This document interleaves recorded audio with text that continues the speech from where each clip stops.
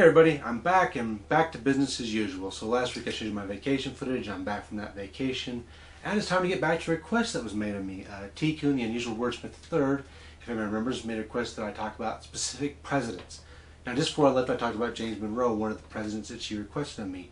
And she requested 5 in total, and today I'm going to try and cover 3 of those. So I pulled out my 2 presidential readers here, I took down some notes, and I'm going to try and discuss 3 presidents in this one video. And I don't think I have specifically a lot to say about any of the 3, and so that's why I'm going to try and we're just trying to go through them here real quick and give you a little rundown of what they did and how I feel about them, I guess.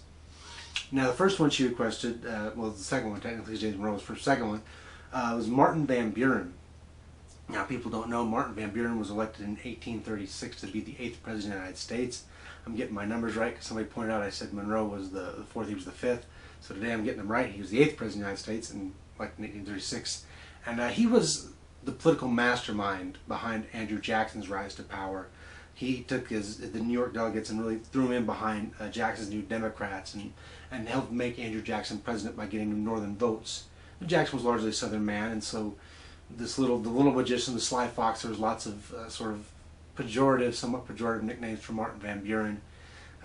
He helped get Andrew Jackson elected, and he served an important function as an advisor to Jackson. He was in his cabinet. Jackson then fired everybody in his cabinet on Martin Van Buren's advice, actually, because of an incident between him and some members of the cabinet. And then Van Buren went away and was in London for a while as a diplomat. He was ambassador to London. I'm sort of blanking here. And then he came back and he's vice president in Jackson's second term. Then became president himself in 1836. And Van Buren was sort of an interesting guy. He had sort of this inferiority complex in a way. I mean, he was the son of a bartender, well, a tavern owner. I mean, he wasn't just a bartender because his father actually owned the tavern, so a tavern owner, and saw himself as maybe slightly lesser, even though he's a very smart man, a very cunning man, politically savvy man. And so he was always kind of fretful that people would see him as lesser. So he dressed very fine, was very polite, had wonderful manners, would host these really great parties just to prove to everybody what a fine man he was in some ways. But Van Buren was interesting for more than that. Here's the thing about his administration, his one term, he only serves 1 term as president, and one reason is because it's instantly sunk by economic crisis, the Panic of 1837, very famous banking panic. Now, a lot of the problem with Andrew Jackson had cut down the U.S. Bank, the United States Bank, which was the second one actually, without any backup plan, and so now the economy just sort of fell apart with nothing to sort of back up the money.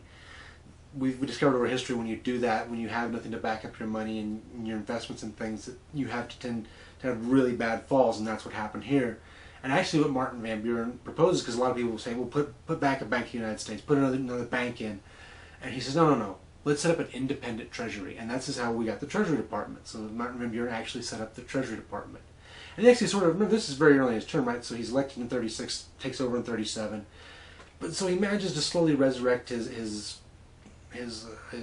public perception, his popularity. He pushes it back up as he goes.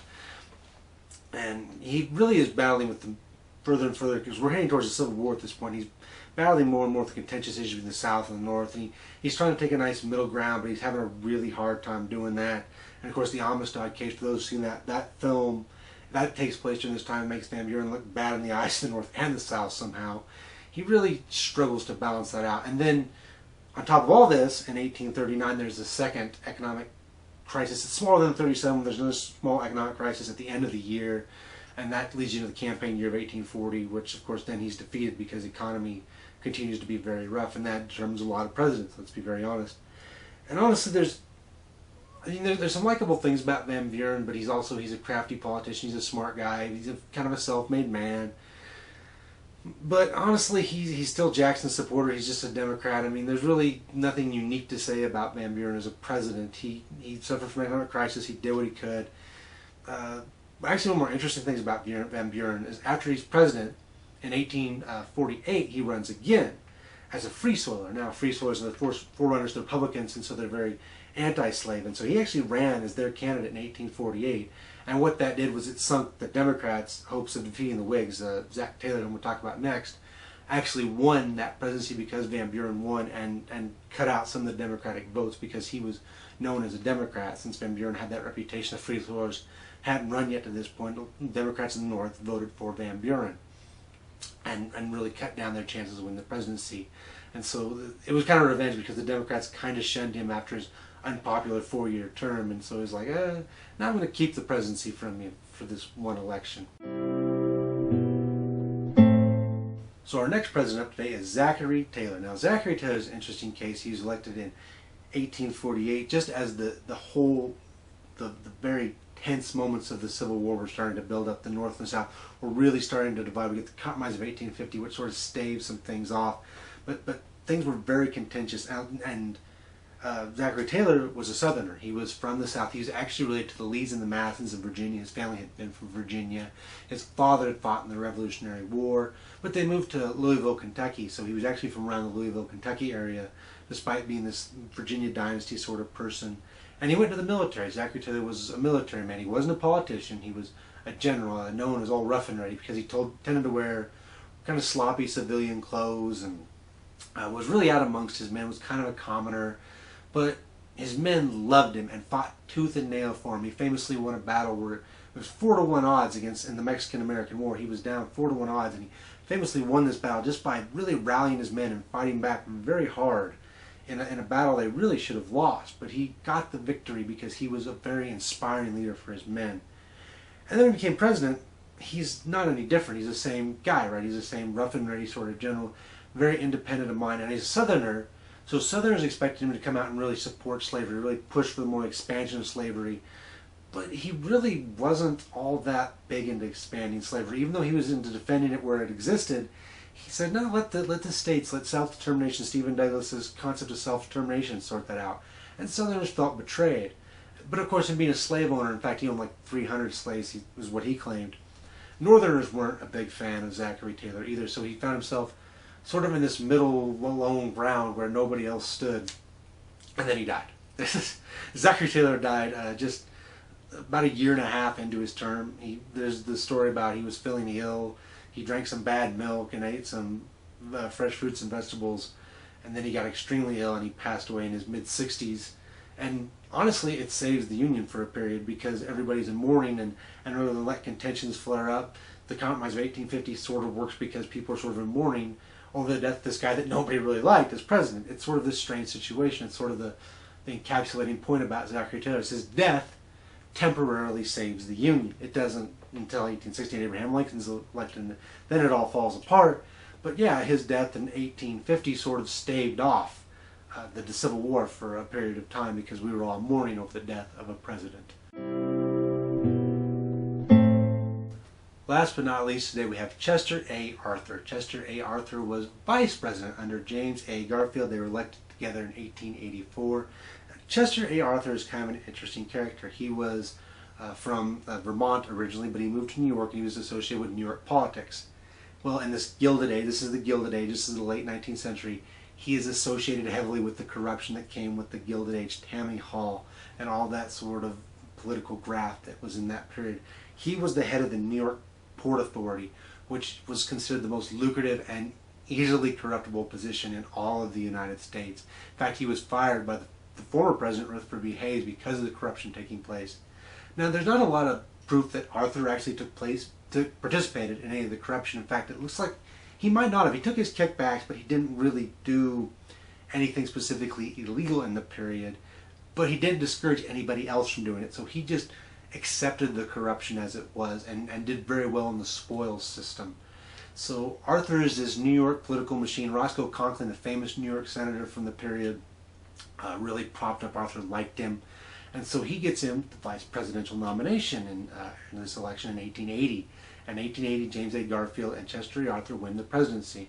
And Arthur was content to go and be vice president, and he was fine with that. And then, lo and behold, James A. Garfield gets shot. And Charles Guiteau, who shot him, famously said something about, this makes Chester A. Arthur president.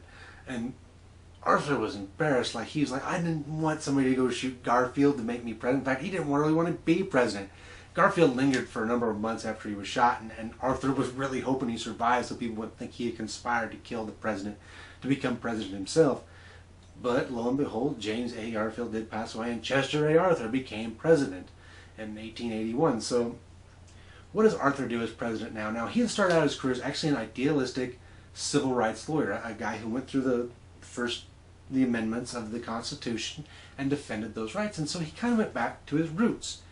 He understood corruption in the country, he understood the graft in the country, and over a period of time actually began to fight it. In 1883, he signed a famous piece of legislation that really struck back against the corruption taking place in the country.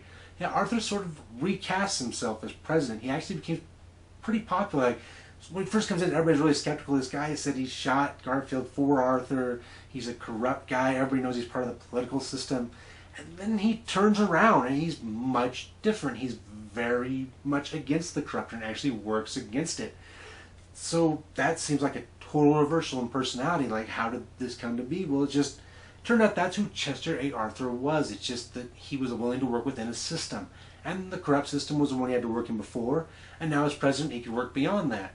The thing about him is he didn't really like being president. He didn't like sitting behind a desk all day. He was actually constantly fishing the Potomac or just doing something that wasn't sitting behind his desk in the White House. He didn't care for being president.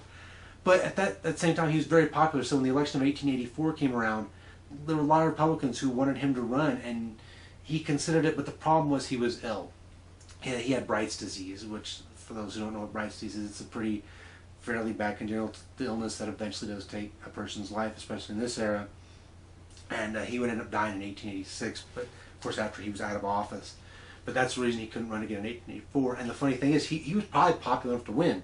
And, you know, as a Republican, he might have cost his party the victory by not being able to run, because they lost. It's the first election they lose after the Civil War. Grover Cleveland becomes president in 1884.